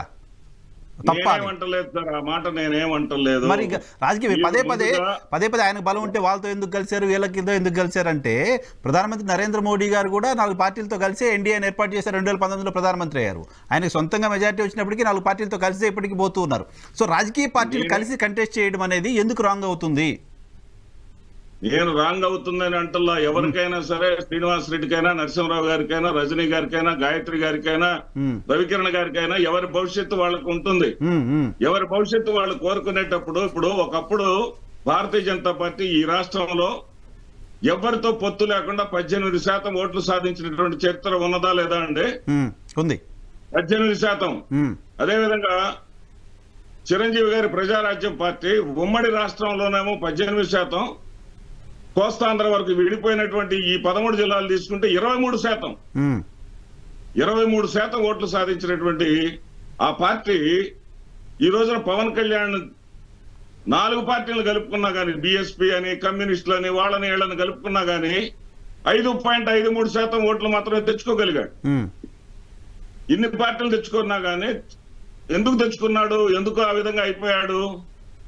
ఒకే ఒక కారణం, తన కోసం కాకుండా తాను చంద్రబాబు నాయుడు గారి కోసం. ఎందుకంటే లోకేష్ గారి మీద కాన్స్టిట్యున్సీలో ఆయన ప్రచారం చేయలేదు, చంద్రబాబు గారి కాన్స్టిట్యున్సీలో ప్రచారం చేయలేదు, బాలకృష్ణ గారి కాన్స్టిట్యున్సీలో ప్రచారం చేయలేదు, ఈయన కాన్స్టిట్యున్సీలో వాళ్ళు ముగ్గురు ప్రచారం చేయలేదు. ప్రజలకు స్పష్టం అయిపోయింది, క్లారిటీ వచ్చేసింది. వీళ్ళందరూ గూడు పుట్టాని, వీళ్ళు ప్రభుత్వ వ్యతిరేక ఓటును చేల్చడం కోసం మాత్రమే ఈ డ్రామాలు ఆడారు అనేటటువంటి క్లారిటీ వచ్చింది. ఇప్పుడు ఏంటంటే తాజాగా ఆయన రాసినటువంటి లేఖ ద్వారా ఎవరైతే కార్యకర్తలు నిన్నటిదాకా నా కోవర్తులుగా భావిస్తానన్నాడో పవన్ కళ్యాణ్ గారు, కార్యకర్తలు ఏది జనసేన కార్యకర్తలే వైసీపీ కోవర్తుల కింద పరిగణించాల్సి వస్తుంది. నేను తెలుగుదేశం పార్టీకి డెసిషన్ తీసుకున్నాను, ఎవరైనా సరే డెసిషన్ వ్యతిరేకించే వాళ్ళు కోవర్తులు అవుతారు అన్నాడు. ఇప్పుడు ఆయన ఏకంగా దాసర్ రాము, హరిరామ జోగా లాంటి వాళ్ళనే కోవర్తులు చేసేసారు. ఎందుకంటే వాళ్ళు ఏమడిగారు, 50% సీట్లు తీసుకోండి, కనీసం 70కి తగ్గకుండా సీట్లు తీసుకోండి. తీసుకున్నప్పుడే మన ఇప్పటి వరకు పరిపాలిస్తున్నటువంటి రెడ్లు చౌదరులు కాకుండా, కమ్మలు కాకుండా మన కాపుకి అధికారం అనేది వస్తుంది. కాపుకి అధికారం అనేది సాధికారత కావాలి అని చెప్పేసి వాళ్ళు అడిగారు. మరి కాపు అధికారం పవన్ బేస్ గా రాదు కదా, పవన్ కళ్యాణ్ బేస్ గా కాపు అధికారం రాదు కదా. చాలా స్పష్టంగా పవన్ కళ్యాణ్ చెప్పేస్తున్నాడు కదా, ఏమని, మనం చంద్రబాబుతోనే వెళదాం. సార్, ఒక రాజకీయ పార్టీని ఆయన ఏర్పాటు చేసుకున్నప్పుడు ఒక కులంతో ఎవరు అధికారం రారు, మిగతా వాళ్ళందరినీ కలుపుకోవాల్సిందే. పవన్ కళ్యాణ్ గారు ఇప్పుడు అదే చెప్తున్నది. ఈరోజు ఇంకో రాసిన లేఖలో కూడా చెప్పింది ఏంటంటే, కాపు ప్రముఖులు మనల్ని చీల్చే కుట్ర చేస్తున్నారు, ఆ కుట్ర పట్ల జాగ్రత్తగా ఉండండి. ఇప్పుడు మన లక్ష్యం జగన్మోహన్ రెడ్డి గారిని దించడం అని. ఓ రాజకీయ పార్టీకి ఇంకొక ఎవరో ఇచ్చే సలహాలు తీసుకోవడం అనేది మ్యాండేట్ మస్ట్ ఏం కాదు కదా. వాళ్ళ ఇష్టం, తీసుకుంటే తీసుకుంటారు, లేకపోతే లేదు. పార్టీలో ఉన్న సీనియర్ నాయకులు ఇస్తున్న సలహాలే పార్టీ అధ్యక్షులు తీసుకున్న పరిస్థితి కదా చాలా చోట్ల. నరసింహారావు గారు, నేను ఎదగాలి, నా పార్టీ ఎదగాలి అనుకోవాలి కానీ జగన్మోహన్ రెడ్డిని ఓడిస్తే చాలు అనుకోకూడదు సార్. జగన్మోహన్ రెడ్డిని ఓడిస్తే ఓడించేటటువంటి పెద్దరికం పాత్ర కాపులు పోషించండి అంటే ఎంత వాళ్ళ స్వేచ్ఛను హరించడం కదా. సో పొత్తులో ఉన్నప్పుడు మేజర్ పార్ట్నర్ గా ఉన్న పార్టీకి ఓటేమని చెప్పడం తప్పెందుకు అవుతుంది? మీరు ఇంతకుముందు చెప్పారు 4 పార్టీలు కలిసి పనిచేస్తేనే 5% ఓట్లు వచ్చాయని. కానీ పెద్దరికం పాత్ర అంటే ఏ రకమైన పెద్దరికం తీసుకొని కమ్యూనిస్టులు కలుపుకొని పోటీ చేసినప్పుడు 5% వచ్చాయి అని చెప్పేసి మేము కాసుకొని ఉంటాం, మీకు భజన చేస్తా ఉంటాం. ఇక్కడ పాయింట్ చెప్పండి. మీరు ఇప్పుడు 4 పార్టీలు కలిసి పనిచేస్తున్నాయి, జగన్మోహన్ రెడ్డి గారు బలంగా ఉన్నారు కాబట్టి ఓడించడానికి అని చెప్తున్నారు. మీరు 4 పార్టీలు కలిసి పోటీ చేస్తున్నాయని, మీరంతా బలంగా ఉన్నారని మీరు భావిస్తున్నప్పుడు, అవతల కమ్యూనిటీలోనో పవన్ కళ్యాణ్ ఇంకెవరినో టార్గెట్ చేసుకుని కులాల వారీగా ఆయన టార్గెట్ చేసి ఆయన ఇబ్బంది పెట్టి, లేకపోతే కులాలను చీల్చే ప్రయత్నం వైఎస్ఆర్ కాంగ్రెస్ పార్టీ చేస్తోంది పొత్తులకు భయపడి అని అనుకోవడానికి ఆస్కారం లేదా సార్? కులాల వారీగా కుల ప్రస్తావన అనేది లేకుండా, కుల ప్రస్తావన చేయకుండా ఈ పవన్ కళ్యాణ్ గారు పాల్గొన్నటువంటి చిన్న సమావేశం కావచ్చు, పెద్ద సమావేశం కావచ్చు, ఆయన నోటి వెంట కులాల ప్రస్తావన రాకుండా ఒక్క మీటింగ్ ముగిసినటువంటి సందర్భం మీరు చూపించగలరా? కులాలకి పార్టీలకు ప్రాంతాలకు అతీతంగా ఉన్నటువంటి పార్టీ ఏదైనా ఉందంటే అది వైఎస్ఆర్ కాంగ్రెస్ పార్టీ. మీరు చేస్తున్న కాబట్టి ఇప్పుడు ముద్రగడ పద్మనాభం గారు ఏదో వస్తారని, వంగవీటి రాధా గారు వస్తారని, ఇప్పుడు లేటెస్ట్ కిందాక ఎక్కడ చూసా వివి వినాయక్ గారు వస్తారని, వీళ్ళంతా కాపు సామాజిక వర్గం కాబట్టి వీళ్ళందరిని తీసుకొచ్చి వైసీపీ నుంచి నిలబడితే పవన్ కళ్యాణ్కి సంబంధించిన కాపు సామాజిక వర్గాన్ని చేల్చొచ్చు అనేది వైసీపీ ఎత్తుగడగా చెప్తూ ఉన్నారు. సో ఇది what kind of politics this is? Sir V V Nayak గారు నాకు బెస్ట్ ఫ్రెండ్ అండి. వాళ్ళ అబ్బాయిని నా దగ్గర చదివిచ్చాడు. వివి గారితో నేను టచ్ లో ఉంటాను ఎప్పుడు. మీరైనా మాట్లాడించింది అయితే? ఎప్పటి నుంచో వైఎస్ఆర్ కాంగ్రెస్ లో చేరాలనే ఆసక్తితో ఆయన ఉన్నాడు. వాళ్ళ స్వేచ్ఛ మీద నాతో ఉంటేనే, జనసేనతో ఉంటేనే మీరు కాపు, లేకపోతే మీరు కామందు, జనసేనతో ఉంటేనేమో మీరు నిజమైనటువంటి కాపు, లేకపోతే మీరు గంట అరగంట లేకపోతే కోడిగుడ్డు అంటే ఇది సబబేనా అండి? ఇది నిజాయితీతో కూడిందేనా? మీతో ఉంటే మంచివాళ్ళును, పరాయి వాళ్ళతో ఉంటే వ్యభిచారులా? దుర్మార్గమైనటువంటి వ్యాఖ్యలు ఇవి సబబు కాదు. దానివల్ల ప్రయోజనం ఏమి ఉండకపోగా ఏదైతే కులం కోసం అని చెప్తున్నావో ఆ కులం కోసం అని చెప్పుకునేటటువంటి హక్కు నీకు ఉన్నదా అని కూడా ఒకసారి నువ్వు వెనక తిరిగి చూసుకోవాలి. ఏదైతే ముద్రగడ ఇప్పుడు ఈయన ఏమంటున్నాడంటే, లేటెస్ట్ గా రాసినటువంటి లేఖలో ఒక మాట రాశాడండి. ఏమని రాశాడంటే, కాపులకు రిజర్వేషన్లు ఇవ్వను అన్నటువంటి జగన్ మీద మీ పౌరుషం చూపించాలి గాని ఏం చంద్రబాబు నాయుడు మీద అంటే అని చెప్పేసి అంటారే, ఇవ్వను అని స్ట్రైట్ గా చెప్పాడండి జగన్మోహన్ రెడ్డి గారు. ఈ రోజున పవన్ కళ్యాణ్ గారిది చంద్రబాబు నాయుడు గారిది కలిసి ఏదో ఒక ఇంటింటికి ఒక లేఖ వస్తుంది, ఒక పత్రం వస్తుంది, హామీ పత్రం. హామీ పత్రంలో మరి చంద్రబాబు నాయుడు గారు చెప్పొచ్చు కదండి, కాపులకు నేను రిజర్వేషన్ ఇస్తా అని. ఆ ఇద్దరు సంతకం చేశారు కింద. ఏం సంతకం లేదే? ఉంటదేమో మేనిఫెస్టో, ఉమ్మడి మేనిఫెస్టో చూద్దాం ఇక క్లియర్లీ కదా. అంటే కాపులు చంద్రబాబు హయాంలో అయితే ఇంట్లో నుంచి కూడా బయటకు రాకూడదు, రోడ్డు మీదకి వచ్చి యాత్రలు చేయకూడదు. హరిరామ జోగయ్య గారి మాటల పట్ల, హరిరామ జోగయ్య గారి లేఖల పట్ల మీకు అంత కన్సర్న్ ఉన్నప్పుడు అదే లేఖల్లో హరిరామ జోగయ్య గారు వైఎస్ఆర్ కాంగ్రెస్ పార్టీని ఓడించాల్సిందే అని రాస్తున్నారు. దాన్ని కూడా కన్సిడర్ చేస్తున్నారా? ఇప్పుడు హరిరామ జోగయ్య గారు గాని దాసరాము గారు గాని వారికి రాజ్యాధికారం రావాలని కోరుకోవటం ఏమాత్రం తప్పు లేదు. రాజ్యాధికారం వాళ్ళకి రావాలని చెప్పేసి కోరుకోవటంలో రేపు అవసరమైతే జగన్మోహన్ రెడ్డి గారి మీదే పోరాడతారేమో వైఎస్ఆర్సీపీ మరొకసారి గెలిచిన తర్వాత. మా కాపుకే మీరు ముఖ్యమంత్రి పదవి ఇవ్వండి, ఉప ముఖ్యమంత్రి పదవులు సరిపోవు, మాకు అధికారం ఇవ్వండి అని చెప్పేసి డిమాండ్ చేస్తారేమో. సూపర్, విన్నాను, బాగుంది సార్. అంతేగాని అది ముఖ్యం. జనసేన వాళ్ళు అడుగుదామండి, మన రజనీ గారు, ఆ స్వేచ్ఛ ఉందా? ఆ స్వేచ్ఛ వైఎస్ఆర్ కాంగ్రెస్ పార్టీ అవసరమైతే కాపులకు ముఖ్యమంత్రి పదవి ఇవ్వండి అని మా పార్టీలో గెలిచిన ఎమ్మెల్యేలు రిక్వెస్ట్ చేసే పరిస్థితి ఉంటుంది అని, డిమాండ్ చేసే పరిస్థితి ఉంటుందని. సార్ గతంలో కాంగ్రెస్ పార్టీ ఊపులో ఉన్నప్పుడు కూడా వాళ్ళ రాజశేఖర రెడ్డి గారు చనిపోయిన టైంలో అంత నుంచి సమర్థులైనటువంటి బొత్స గారు ఉన్నారు, కన్నా లక్ష్మీనారాయణ గారు ఉన్నారు, ప్రజారాజ్యం పార్టీ అధినాయకుడు చిరంజీవి గారు ఉన్నారు. వాళ్ళందరినీ దాటి కిరణ్ కుమార్ రెడ్డి గారికి ఎందుకు ఇచ్చుకున్నారండి? ఏవంత తోపనిచ్చుకున్నారు కిరణ్ కుమార్ రెడ్డి గారికి? సరే, అది కాంగ్రెస్ పార్టీ, వైఎస్ఆర్సీపీ కదా, ఇది కాంగ్రెస్. ఎందుకు ఇచ్చుకున్నారు? కాంగ్రెస్ లో ఉన్నప్పుడు కాంగ్రెస్ నుంచి చీలి పుట్టిందే కదా ఈ పుట్టుక. ఏమన్నా కొత్తగా ఉద్భవించిందా? లేకపోతే మీ ఆశయాలు, మీ ఉద్దేశాలు చూసి ఎవరన్నా పార్టీలో జాయిన్ అయ్యారా? కాంగ్రెస్ చీల్చి రక్తం ముద్దల్లో మీరు పార్టీ పెట్టిన వాళ్ళు మీరు ఈ రోజు కాపు రిజర్వేషన్ ని అన్ని రకాలుగా ఆపింది ఎవరండి? దామోదర సంజీవయ్య గారు ఇస్తున్నప్పుడు నీలం సంజీవరెడ్డి గారు, రాజశేఖర రెడ్డి గారు ఎన్ని చోట్ల ఆపారు? ఈ రోజు వాళ్ళు ఆపారు. ఇప్పుడు మీరు ఇస్తారా? మీ లెటర్లో అది ఎందుకు లేదు హామీ పత్రంలో అనేది శ్రీనివాస్ రెడ్డి గారు మీరు ఇస్తారా? నరేంద్ర మోడీ గారిని కూడా కలుస్తారంటున్నారు, ఆయన చేత కూడా ఒక సంతకం పెట్టిస్తారా? చేపిస్తాం, ఊరుకుంటామేంటి? పొద్దుకు అవసరానికి మీరు వాడుకున్నారు కదా ఇప్పటి వరకు. మా అంబటి రాంబాబు అన్నయ్యని, మా అమర్నాథ్ని, మా పేరుని నాని అన్నని వాడారు కదా. ఎవరికన్నా కనీసం అసెంబ్లీలో మాట్లాడి మా కాపులకు రిజర్వేషన్ ఇప్పించండి, మేము గట్టిగా మాట్లాడేవాళ్ళం, పోరాటంలో ముందుండేవాళ్ళం అని అడగనిచ్చారా? అడిగారా? అంబటి రాంబాబు గారి తండ్రి గారు అంబటి ఆంజనేయులు గారి జీవితాశయం వాళ్ళ అబ్బాయిని మంత్రిగా చూసుకోవాలని మంత్రిగా చేసి చూపించాం. ఒక్క నిమిషం. కేశినేని నాని గారికి సంబంధించిన హడావుడి, సారీ గాయత్రి గారు, కేశినేని నాని గారు, ఇప్పుడు మా వైఎస్ఆర్ కాంగ్రెస్ పార్టీలో మీరు ఏదో లిస్టులు అభ్యర్థులను, సిట్టింగ్ అభ్యర్థులను మారిస్తే గొడవ అయిపోతుంది, గందరగోళం అయిపోతుంది వైఎస్ఆర్ కాంగ్రెస్ పార్టీలో అంటున్నారు. మీరు ఒక్క సీట్ మారిస్తే మొత్తం విజయవాడలో గందరగోళం, కలకలం, మీటింగ్స్. అవునవును, అవుతున్నాయి. అంటే ఇది చాలా కామన్ గా జరిగిద్ది. యాక్చువల్లీ కేసీఆర్ నాని గారు అంటే ఆల్రెడీ 2 times సిట్టింగ్ ఎంపీగా చేశారు. మరి ఇప్పుడు బాబు గారు ఏమైనా కొత్త వాళ్ళకి అవకాశం ఇద్దాం అనుకుంటున్నారా, లేకపోతే ఇందాక అంటే బీజేపీ స్పోక్స్ పర్సన్ కిరణ్ గారు చెప్పినట్టు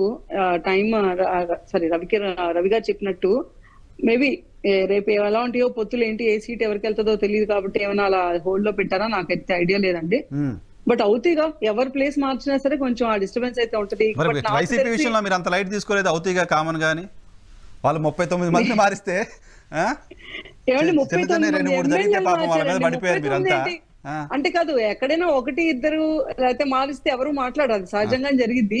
మేము విన్నది ఏంటంటే 80 మంది మీద అసంతృప్తి ఉంది, 80 మందిని మారుస్తారు. ఇప్పటిదాకా నాకు తెలిసి రోజా గారి సీట్ కూడా కన్ఫర్మ్ కాలేదు అనుకుంటున్నా నేనైతే, నాకు తెలిసి. మరి అంత అన్సెట్ గొంతేసుకొని మైక్ కనిపించినప్పుడు అమ్మనా బూతులు తిట్టి ఆవిడకి సీట్ ఇంకా కన్ఫర్మ్ అవ్వాలి. అలాంటి వాళ్ళు చాలా మంది ఉన్నారు. డిమాండ్ చేస్తారా ఏంటి? వద్దనే కదా మీరు కూడా కోరుకునేది, వాళ్ళకి సీట్ ఇవ్వద్దనే కదా మీరు కోరుకునేది. ఆయన చేస్తారు, వాళ్ళు చేస్తారు.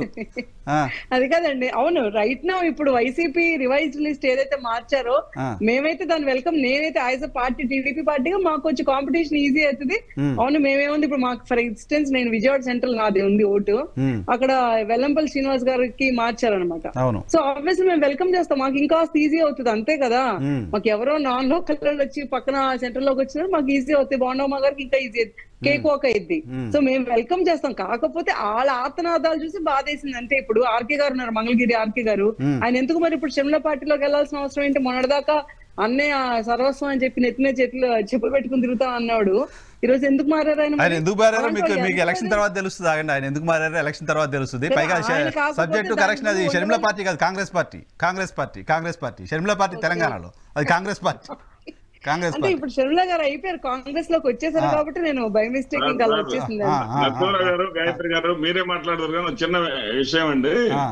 షర్మిల గారు ఎందుకు కాంగ్రెస్ లో చేరారంటే వీళ్ళకి ఒక ఆశ ఉంది సార్. ఏంటంటే చంద్రబాబు నాయుడు గారు నేను హిందువుని, జగన్ క్రిస్టియన్ అన్నారు సార్. క్రిస్టియన్లు చాలా బాధపడ్డారు. ఆ క్రిస్టియన్లు నాకు ఓటు వెయ్యరు కాబట్టి ఆ క్రిస్టియన్ల ఓట్లను షర్మిలమ్మ గారు తీసుకెళ్లిపోతారు అనేటటువంటి ఆశ వీళ్ళకి కాస్త ఉన్నది సార్. అది నేను మాట్లాడాను కూడా కదా, దేశంలో క్రిస్టియన్లకు రక్షణ లేకుండా పోతుందని మాట్లాడాను నేను. ఆవిడ మణిపూర్ లో 10,000 చర్చిల్ని సార్ నిన్న మాట్లాడటం కాదు. జేడీ శీలం గారు అక్కడ ఆవిడ అదే ఎవరు మన రాహుల్ గాంధీ దగ్గర అక్కడ దండ వేయించుకుంటున్న తరుణంలోనే ఆయన వచ్చేసి ఇక్కడ మీటింగ్ పెట్టాడు. క్రిస్టియన్లందరూ రండి అని చెప్పేసి 1000 మందికి ఏర్పాటు చాలా మంది వచ్చారు సార్. 32 మంది వచ్చారు సార్. 1000 మందికి ఏర్పాటు చేస్తే 32 మంది వచ్చారు సార్. ఎవరు అమాయకులు కాదు సార్. రవి గారు, పొత్తులకు సంబంధించి మీరు మాట్లాడిన తర్వాత తెలుగుదేశం జనసేన ప్రతినిధులు మాట్లాడిన మాటలు విన్నారు. మీరు ఒక కామెంట్ చేస్తే దాని తర్వాత ఒక ఇంట్రెస్టింగ్ సబ్జెక్ట్ చెప్తా మీకు. అదే ఇప్పుడు నేను ప్రశాంతంగా విన్నాను కాబట్టి నా యొక్క వాదన కూడా ప్రశాంతంగా అందరూ వినండి. డెఫినెట్ గా ఇప్పుడు ఒకటే వాళ్ళు జనసేన టీడీపీ వాళ్ళు ఏమంటున్నారంటే మీరు వైసీపీ బీజేపీ అండగా ఉన్నారు, ఎందుకంటే మీరు కేంద్రంలో సపోర్ట్ ఇస్తున్నారు అని మాట్లాడుతున్నారు. ఓకే, వైసీపీ పార్టీ పరంగా ఎటువంటి బంధుత్వం బీజేపీతో లేదు. ఒక రాష్ట్ర ప్రభుత్వం, కేంద్ర ప్రభుత్వం రాజ్యాంగబద్ధంగా ఫెడరల్ స్ఫూర్తితో పనిచేస్తున్నారు. అలాగే కేంద్రంలో తీసుకొచ్చిన అనేక బిల్లులకి వైసీపీ పార్టీ కొన్ని మద్దతిస్తుంది, మద్దతు ఇవ్వట్లేదు. అలాగే తెలుగుదేశం పార్టీ కూడా 22 మే 2021 వాళ్ళ యొక్క మహానాడులో చేసిన తీర్మానం కేంద్రానికి మద్దతు. ఈ తెలుగుదేశం పార్టీ మహానాడులోనే 2 ఏళ్ల క్రితమే చేసినటువంటి తీర్మానం. అవును, మరి మీరెందుకు తీర్మానం చేశారు? వైసీపీ పార్టీ అక్కడ మద్దతిస్తుంటే మీరెందుకు తీర్మానం చేశారు? మీరు రాష్ట్రపతి, ఉపరాష్ట్రపతి ఎన్నికలు, అలాగే ఇటీవల రీసెంట్ గా ఉన్నటువంటి మహిళా రిజర్వేషన్ బిల్లు కూడా మీరెందుకు మద్దతు ఇచ్చారు? మీరెందుకు మద్దతు ఇస్తారు? లేదా పక్క రాష్ట్రంలో బీజేడీ ఎందుకు ఉంది? లేకపోతే జాతీయ ముక్తి మోర్చా రాష్ట్రపతి అభ్యర్థికి వాళ్ళు ఎందుకు మద్దతు ఇచ్చారు? ఇది దేశంలో ఉన్నటువంటి అనేక రాజకీయ పక్షాలు ఆయా బిల్లుల మీద తీసుకునే నిర్ణయాలు. స్టాండ్ తీసుకోవాలి. ఆర్టికల్ 370, 35 రద్దు స్టాండ్ తీసుకోవాలి. టీడీపీ మద్దతు ఇచ్చింది, వైసీపీ మద్దతు ఇచ్చింది, చాలా పార్టీలు కాంగ్రెస్ మద్దతు కాంగ్రెస్ మద్దతు ఇవ్వకపోయినా మొన్న మహిళా రిజర్వేషన్ కాంగ్రెస్ కూడా మద్దతు ఇచ్చింది కదా. అంటే కాంగ్రెస్ కూడా కలిసిపోయిందా? మన తెలంగాణ ముఖ్యమంత్రి మోడీ గారిని కలిసి బయటకు వచ్చి పొగట్టులో ముంచెత్తారు. ప్రధానమంత్రి గారు చక్కగా విన్నారు, పూర్తిగా సహకరిస్తున్నారు తెలంగాణకి, చాలా సంతోషంగా ఉందని చెప్పి వాళ్ళ మంత్రులతో సహా చెప్పారు. అంటే ఏంటి ఇప్పుడు కాంగ్రెస్ కూడా బీజేపీతో కలిసిపోయి చెప్పదలుచుకున్నారా? నెంబర్ 1. నెంబర్ 2, వారు ప్రత్యేక హోదా గురించి మాట్లాడారు. ఏంటి ప్రత్యేక హోదా ఇస్తా అన్నారు, ఇవ్వలేదు అని చెప్పి. ఓకే, ప్రత్యేక హోదా ఇస్తా అన్నది మాట వాస్తవమే. అయితే మారిన సమయంలో ప్రత్యేక హోదా బదులు ప్రత్యేక ప్యాకేజ్ ఇస్తామని చెప్పి ఆ రోజు రాష్ట్ర ముఖ్యమంత్రి మాట్లాడితే ముఖ్యమంత్రి గారు దాన్ని యాక్సెప్ట్ చేసి అసెంబ్లీలో తీర్మానం చేసి హోదాతో ఒరిగేది ఏం లేదు, హోదా అంటే జైలుకే, హోదాతో వచ్చేది మనకి 3,000 కోట్లు కూడా రాదు, హోదా అక్కర్లేదు అని చెప్పింది ముఖ్యమంత్రి చంద్రబాబు నాయుడు గారే కదా. తర్వాత ఆ యొక్క హోదాన్ని అమలు చేస్తూ ఇటీవల జివిఎల్ నరసింహారావు గారు ప్రత్యేక ప్యాకేజ్ ని 26/7/2022 పార్లమెంట్ లో ప్రశ్న అడిగారు. ఆంధ్రప్రదేశ్ రాష్ట్రానికి ప్రత్యేక ప్యాకేజీ ఇచ్చారు కదా, ఆ రోజు వరకు 2022 జూలై వరకు ఎంత ఇచ్చారు అంటే 8,000 కోట్లు ఇచ్చాము, ఇదిగో వివరాలు వివిధ ప్రాజెక్ట్స్ కూడా చెప్పారు. అలాగే ప్రత్యేక ప్యాకేజ్ తో పాటు ఇన్సెంటివ్స్, ఏది ఇండస్ట్రియల్ ఇన్సెంటివ్స్ కూడా ఇవ్వడం జరిగింది. ఇదిగోండి ప్రెస్ రిలీజ్ 2015 నుంచి 20 వరకు 30 సెప్టెంబర్ 2016లోనే మినిస్ట్రీ ఆఫ్ ఫైనాన్స్ ఇచ్చిన ప్రెస్ రిలీజ్ 30% ఇండస్ట్రియల్ ఇన్సెంటివ్స్ కూడా రాష్ట్రానికి ఇవ్వడం జరిగింది 5 ఏళ్ల పాటు. సో ప్రత్యేక హోదాకు బదులు ప్రత్యేక ప్యాకేజీ తీసుకున్నాం, ఇన్సెంటివ్ తీసుకున్నాం, అంతా అయ్యింది. ఇప్పుడు మళ్ళీ దాని మీద వైసీపీ పార్టీ అట్టాకు రాజకీయం చేసి వాళ్ళు మేము మెడలు పులుస్తా ఉన్నారు. లేదే పాపం టీడీపీ కూడా దాన్ని అడగటం ఇప్పుడు ఉపయోగం లేదు, దానివల్ల ఏం కాదు అని చెప్తున్నారు వాళ్ళు కూడా. వాళ్ళు డిమాండ్ చేయట్లేదు దాని మీద. నేను అడుగుతున్నా ప్రజలకు అవసరం ఉందా లేదా ఏంటంటే, నేను జనసేన వారిని అడిగేది ఏంటంటే, పవన్ కళ్యాణ్ గారు 16 జనవరి 2020 మా రాష్ట్ర అప్పటి అధ్యక్షులతోనూ అలాగే పురంధేశ్వరి గారు సోమవీరాజు గారితో కలిసి ఉన్నప్పుడు జనసేన అదే పవన్ కళ్యాణ్ గారు వాళ్ళ టీంతో కూడా ఇచ్చిన ఉమ్మడి ప్రకటన ఏంటిది? పవన్ కళ్యాణ్ గారు చెప్పింది ఏంటి ఇక్కడ? ప్రత్యేక ప్యాకేజీ గురించి బీజేపీ వివరిస్తే దాని వల్ల ఎంత ప్రయోజనం నాకు తెలిసింది. పవన్ కళ్యాణ్ గారు ఇచ్చిన స్టేట్మెంట్ ప్రత్యేక ప్యాకేజీ ప్రయోజనం తెలిసిందని ఆ రోజు వారు చెప్పారు. మరి ఈ రోజు మీరు వచ్చి మళ్ళీ బీజేపీని తప్పుపడతారేంటి? అలాగే ఒకటి అటుపక్క ఉంటారా ఇటుపక్క ఉంటారా అని అడుగుతున్నారు జనసేన. నేను వారిని అడుగుతున్నాను, మరి ఈ రోజు ఈ ప్రకటన 2020 ప్రకటన చేసినప్పుడు మేము ఏటి పక్క ఉండవు, మూడో ప్రత్యామ్నాయంగా రాష్ట్రంలో ఉన్నటువంటి వైసీపీ టీడీపీలు కుల పార్టీలు కుటుంబ పార్టీలు అవినీతి పార్టీలు అని తిట్టిపోసి మేము బీజేపీ జనసేన కలిసి 3వ ప్రత్యామ్నాయం 2024 ఎన్నికల్లో వెళ్తామని చెప్పి ఆ రోజు చెప్పాం కదా. మరి ఆ రోజు పరిపాలన బాగోలేదని చెప్పింది మీరే కదా. ఈ రోజు మళ్ళీ ఈ ఒక దొంగ పోయి ఇంకో గజ దొంగ కావాలి, ఇదేనా? ఇంకా అటు ఇటు అయినా ఇంకా 3వ ప్రత్యామ్నాయం ఏం వద్దా? ఆ రోజు మాటలు కాదా? ఇంకో విషయం ఒకటి టీడీపీ వారు ఇందాక మాట్లాడుతూ, ఇది ఇంపార్టెంట్, టీడీపీ వారు ఇందాక మాట్లాడుతూ రాష్ట్రానికి కేంద్రం ఏమీ చేయలేదన్నారు. మీకు కనపట్టలేదా? ఈ యొక్క రాష్ట్రంలో ఎయిర్పోర్ట్ నిర్మాణం కానీ, రైల్వే స్టేషన్ నిర్మాణం కానీ, జాతీయ రహదారులు గతంలో 2014 4,000 ఉంటే ఈ రోజు 10,000 కిలోమీటర్లు, అలాగే రైల్వే లైన్లు కావచ్చు, లేకపోతే కావచ్చు. ఇంకోటి అసలు తెలుగుదేశం పార్టీ 2019 నుంచి 14-19 ఏం చేశారు? మీరు ఒకటి చేశారా? మీరు ఇచ్చిన మేనిఫెస్టో 2014 మేనిఫెస్టోలు, దీంట్లో ఏ ఒక్కటి పూర్తి చేయకుండా ప్రజలు మోసం చేస్తే, ప్రజలు మిమ్మల్ని పక్కన పెడితే ఈ రోజు మళ్ళీ ఏదో తగుదనమ్మా అని చెప్పి సూపర్ 6 అంటున్నారు. మీ సూపర్ 6 అనేటువంటి జాబ్ క్యాలెండర్ ఈ మేనిఫెస్టోలో ఉన్నాయి. మీరు ఇచ్చినటువంటి అన్ని 2014 మేనిఫెస్టోలు ఉండి ఏమి చేయని వాళ్ళు ఈ రోజు మళ్ళీ చేస్తామని చెప్పుకుంటే వెళ్తే ఎవరు మోసం చేస్తున్నారు? కాదు, రేపు పొద్దున కలిసి పనిచేయాలనుకుంటున్నారు మీరు. ఇంత చిన్న పాయింట్ వాళ్ళు గాయత్రి గారు నేను అధికారం చెప్పాల్సిన అవసరం ఉంది. ఇప్పుడు మిత్రపక్షం అయినా జనసేన పార్టీ మా మీద ఆరోపణ చేసింది, నేను కామ్గా ఉంటాను, తప్పనిసరిగా నేను సమాధానం చెప్తాను. వాళ్ళ కంట్రోల్ లేదు, నేను చెప్తాను తప్పనిసరిగా. నేను మళ్ళీ ఇంకోసారి రిమైండ్ చేస్తున్నాను, నేను ఇందాక మాట్లాడినప్పుడు కూడా స్పెషల్ స్టేటస్ అనేది జస్ట్ ఒక పొలిటికల్ వర్డ్ టర్మ్ తప్పించి నిజంగా ఎవరు ఏం మాట్లాడలేదు, దాని గురించి పెద్దగా ఎంఫసిస్ చేయాల్సిన అవసరం లేదని క్లారిటీ ఇచ్చాను నేను. ఇంకోటి, రాష్ట్రానికి ఏం చేయలేదంటే రాష్ట్రానికి ప్రామిస్ చేసిన దానికి ఎంతవరకు చేశారు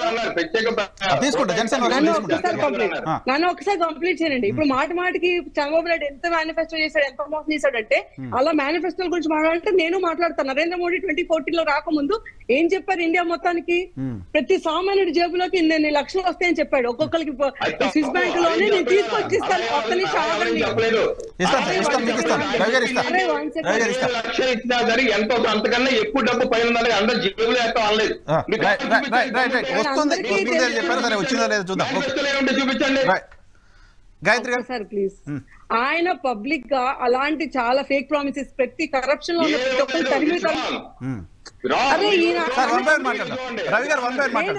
విన్నాను కదండి, నేను విన్నాను కదా. Let you also listen to me. అట్లా మాట్లాడుకోవాలనుకుంటే Will you please give me a chance? One by one మాట్లాడదు. క్రాస్ టాకింగ్ లో ఎవరికి అర్థం కాదు ఏం చెప్తున్నారు.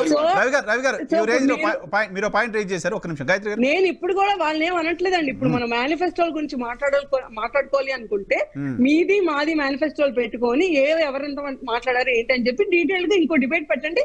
నేను మాట్లాడతా, నేను తీసుకొస్తా డేటా, మీరు తీసుకురండి అని చెప్తున్నాను. మీ సైడ్ నుంచి కూడా they are many promises which Congress ఇప్పుడు మీకు పార్లమెంట్ లో గలవెత్తి నోరెత్తి ఇది చేయలేదేంటి, అదానికి ఎందుకింత ఇచ్చారు, ప్రతి ఎయిర్పోర్ట్ అదానికి ఎందుకు వెళ్ళింది, అదాని గుజరాత్ తోటి కాబట్టి వెళ్ళింది, మోడీకి చుట్టం కాబట్టి వెళ్ళింది అని అందరూ మాట్లాడుతున్నారు. మరి మాట్లాడట్లేదా? ఇప్పుడు అవన్నీ మాట్లాడదాం మనం కూడా కూర్చొని. ఏముంది దాంట్లో కబుర్లు చెప్పుకోవడానికి చాలా మాట్లాడుకోవచ్చు. మరి అలాగే చంద్రబాబు నాయుడు గారు ఏం చేశారు ఏం చేయాలని చెప్పి ప్రతిదీ రాసుకొని కావాలంటే తీసుకోవాలంటే తీసుకొచ్చి ఇస్తానండి మీకు. ఎన్ని కంపెనీలు వచ్చినా ఎన్ని కంపెనీ రాలేదు, కియా ఇక్కడ రావడానికి ఆయన ఎంత కష్టపడ్డారు, గుజరాత్ లాక్కెళ్ళడానికి మోడీ ఎంత కష్టపడ్డారు, ఎంత బీజేపీ వాళ్ళు ఎంత అడ్డుపడ్డారో ఆ రోజు అందరికీ తెలిసింది. అప్పుడు ఆ రోజు ఆ ఫైట్ ఎవరితో అసలు యాక్చువల్ గా మేము వైసీపీ వాళ్ళతో కన్నా బీజేపీ వాళ్ళతో ఎక్కువ ఫైట్ ఎస్టాబ్లిష్ చేయాల్సి వచ్చింది. ఎందుకంటే ప్రత్యేక రాయలసీమ కావాలని చెప్పి అక్కడ కూర్చొని అక్కడ ప్రాంతీయ వివాదం రెచ్చగొట్టి వాళ్ళని తీసుకొచ్చి ధర్నాలు చేయించి ఎన్ని బీజేపీ చరిత్ర కాదండి. అదే బీజేపీ ఈ రోజు ఎందుకు మాట్లాడలేదు? ఇంత రాష్ట్రం ఇంత అట్టడిగా మునిగిపోతుంటే వైఎస్ జగన్మోహన్ రెడ్డి ఇన్ని చేస్తుంటే అట్రాసిటీస్ ఎందుకు బీజేపీ మాట్లాడలేదు? ఆ రోజు మా గురించి మాట్లాడడానికి ప్రతి ఒక్కరు మైక్ ముందుకు వచ్చారు. జీవి ఇప్పుడు చెప్తారు, జీవి అన్ను, ఆ విష్ణువర్ధన్ రెడ్డి, ఇంకెవరెవరో డైమెన్షన్స్ మారుతూ ఉంటాయిగా, సంవత్సరాలు మారినప్పుడు ప్రభుత్వాలు మారినప్పుడు డైమెన్షన్స్ మారుతుంటాయి. ఈ రోజు కూడా మేమేమి ఇలా చూస్తారో తప్పించి ఈ రోజు కూడా వైసీపీ గురించి ఎవరు కామెంట్ చేయట్లేదు. నాకు అది ఆశ్చర్యం వేస్తుంది. ఎందుకు బీజేపీ రాష్ట్ర అధ్యక్షుడు పురంధేశ్వరి గారు సిబిఐ విచారణ రాయమన్నారు, సుప్రీంకోర్టు చీఫ్ జస్టిస్ కి లేఖ రాశారు, జగన్మోహన్ రెడ్డి గారు బెయిల్ రద్దు చేయమని అప్పులకు సంబంధించి మాట్లాడారు, రోజు మాట్లాడుతున్నారు కదా. పురంధేశ్వరి గారు ఇప్పుడు వచ్చారండి, ఆయన రాకముందు సోము వీరాజు గారు ఉన్నారు. అప్పుడేం జరిగింది? సరే ఆయన సరిగ్గా మాట్లాడేది పెట్టారేమో. ఒక్క నిమిషం జనసేన వర్షన్ తీసుకుంటారు. రవి గారు కొన్ని అలిగేషన్స్ చేశారు, రజనీ గారు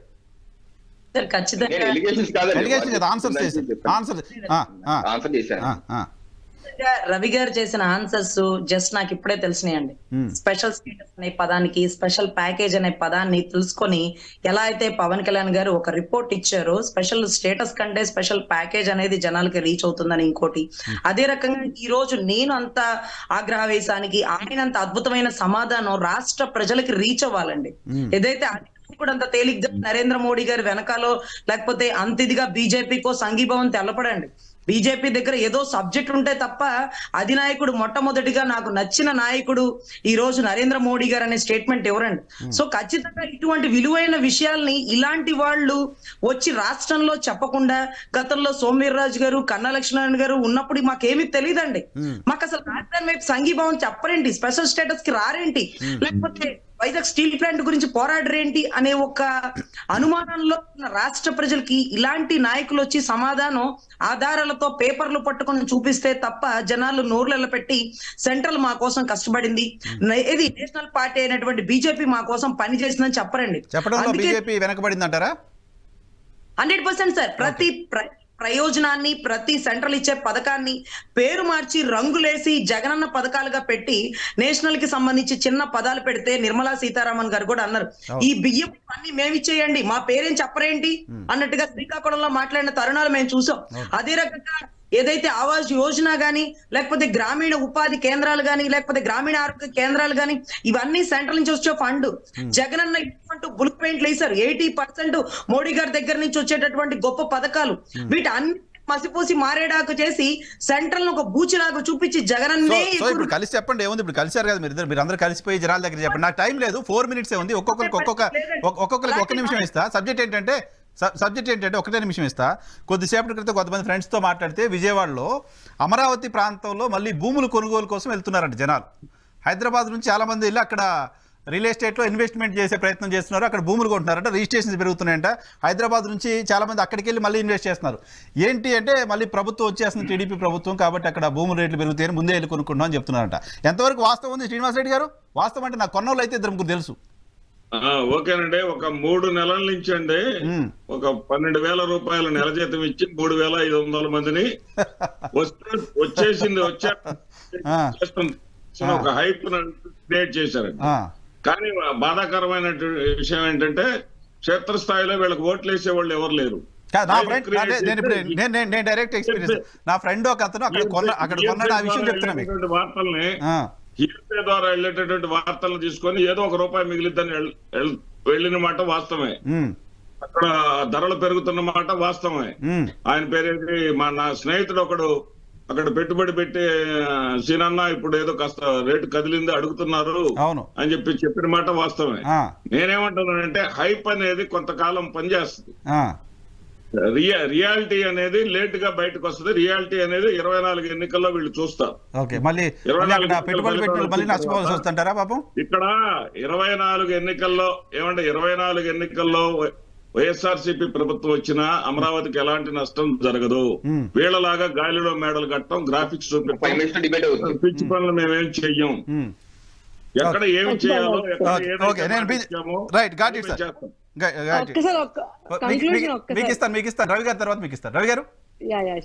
ఒకటి గాయత్రి గారి ఛాలెంజ్ కి I'm ready. She can bring BJP manifesto, I will bring TDP manifesto, we can discuss.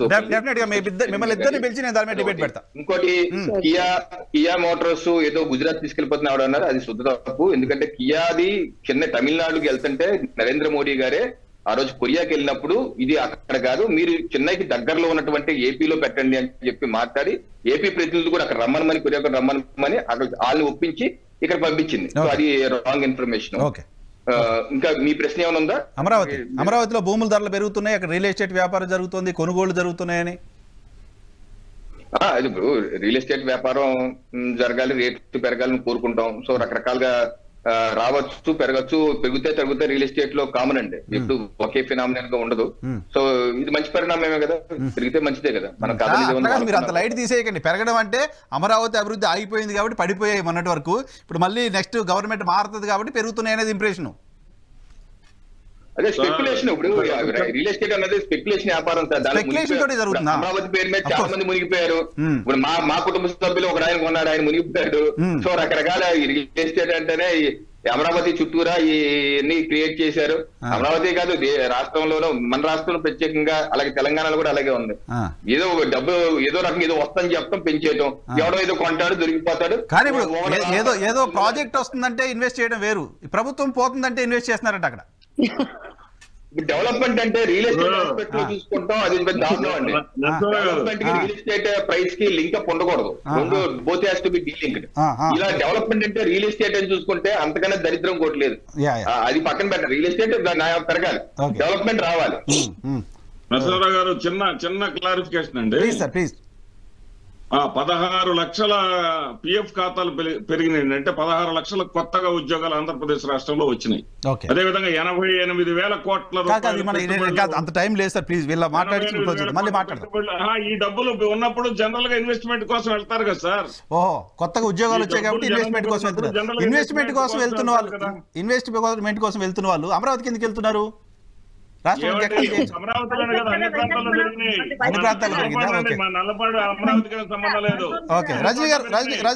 గారు మీకు ఒక 40 seconds. It is an index to progress of Andhra Pradesh. Right sir. Okay Rajani గారు. సార్, ఈ రోజు అమరావతి డెవలప్ అవుతుందనా లేకపోతే వైసీపీ గద్ద దిగుతున్నారనేది కాదండి, ప్రభుత్వం మారిపోతుందని రాష్ట్ర ప్రజలు, పోలీసులు, గవర్నమెంట్ యంత్రాంగం, అంగన్వాడీ వాళ్ళు, ఆశా వర్కర్లు, టీచర్లు అందరూ ఫిక్స్ అయిపోయారండి. ఎలక్షన్ జరిగిపోయింది, జనాలు ఓటమే లేటు. ఈ రోజు మేము ఎంత వాగ్వివాదం పెట్టుకున్నా బీజేపీ ఎంత గొప్పగా రాష్ట్రానికి ఇచ్చిందని బీజేపీ నోటితోనే రాష్ట్ర ప్రజలకి చెప్పించడమేనండి. మోడీ గారితో కలిసి పనిచేయడం అనేది పక్కా, 3 పార్టీలు కలిసి వెళ్ళడం అనేది పక్కానండి. సో దీంట్లో ఓట్ల కోసం, సీట్ల కోసం కాదు, రాష్ట్ర అభివృద్ధి కోసం, రాష్ట్రం లేకపోతే రాష్ట్ర ప్రజల భవిష్యత్తు కోసం తీసుకునే నిర్ణయాలండి. ఓకే గాయత్రి గారు, కంక్లూడ్ చేద్దాం ఫైనల్ గా మీరు. అదే ఏంటి ఇందాక తెలుగుదేశం పార్టీ శ్రీనివాస్ కాదు, శ్రీనివాస్ రెడ్డి గారు చెప్తున్నారు, తెలుగుదేశం పార్టీ 12,500 జీతం ఇచ్చి పిఎఫ్ ఉందో లేదో దాంట్లో తెలియదు, జీతం ఇచ్చి కొంతమంది ఎంప్లాయీస్ ని పెట్టి ఇటువంటి ఒక ఏమంటారు ఫ్యాబ్రికేటెడ్ ఒక వేవ్ క్రియేట్ చేసే ప్రయత్నం చేస్తారు. కాదండి, అదే ఆ ఎంప్లాయీ లిస్ట్ లో మీ ఫ్రెండ్ కూడా ఉన్నారు లేదో చూసుకోండి ఒకసారి, అర్థమవుతుంది. ఆ ఎంప్లాయీ లిస్ట్ లో మీ ఫ్రెండ్ కూడా ఉన్నారు లేదా మీరు చెక్ చేసుకోవాలి. ఇప్పుడు మీరే స్టేట్మెంట్ ఇచ్చారు, మీ ఫ్రెండే కొంటున్నారు అమరావతిలో అది. అవును, అదే నేను అంటే ఇప్పుడు వాళ్ళు ఏముందండి, నా ఫ్రెండ్ ఎవడో ఇన్ఫ్లుయెన్స్ అయ్యేలాగా బిహేవ్ చేసింది మీరు పెట్టిన ఎంప్లాయీస్ అని, వాళ్ళ మైండ్ సెట్ ఎట్లా పెరుగుతుందని. అంటే వీళ్ళు ఏంటంటే వీళ్ళు అదే అంటే చూడండి, పచ్చకామరిలో వచ్చినోడికి లోకం అంతా పచ్చగా కనిపించింది అన్నట్టు, వీళ్ళేమో ఆ వాలంటీర్లు పెట్టుకొని ఊరంతా మేము ఇన్ఫ్లుయెన్స్ చేస్తున్నాము, ఇంటింటికి వెళ్ళి ఇంకేమో నెక్స్ట్ కూడా మళ్ళీ జగనాన్నే వస్తాడని చెప్పి ఎలా అయితే వీళ్ళు నమ్మిస్తున్నారో అలాగే మేము కూడా పెడతామని చెప్పి వాళ్ళ ఊహ అంతే. ఇప్పుడు వైసీపీ వాళ్ళు మాట్లాడడానికి ఏముందని వంద మాట్లాడతారు కదా, తిన్నాక ఒకటైతే నిజం మాట్లాడారు, హైప్ చూసి జనాలు ఓటేస్తారు తర్వాత రియాలిటీగా వస్తారని చెప్పి 2019 లో జరిగింది అదే. అందరూ హైప్ చూసారు, ఇంకేముంది అన్నయ్య వస్తాడు అందరినీ ఎక్కడికో తీసుకెళ్తాడు అని చెప్పి. సో అటువంటి హైప్ ఇప్పుడు టీడీపీ క్రియేట్ చేస్తున్నారు, అటువంటి హైప్ ఇప్పుడు టీడీపీ క్రియేట్ చేస్తున్నారు. లేదండి ఇప్పుడు రియాలిటీ ఎన్నికల తర్వాత కదమ్మా నేను అన్నది, పొరపాటు పడుతున్నారు మీరు. ఎన్నికల్లో చూస్తారు, ఎందుకంటే 23 నుంచి 3 స్థానాలకు తగ్గిపోబోతుంది తెలుగుదేశం.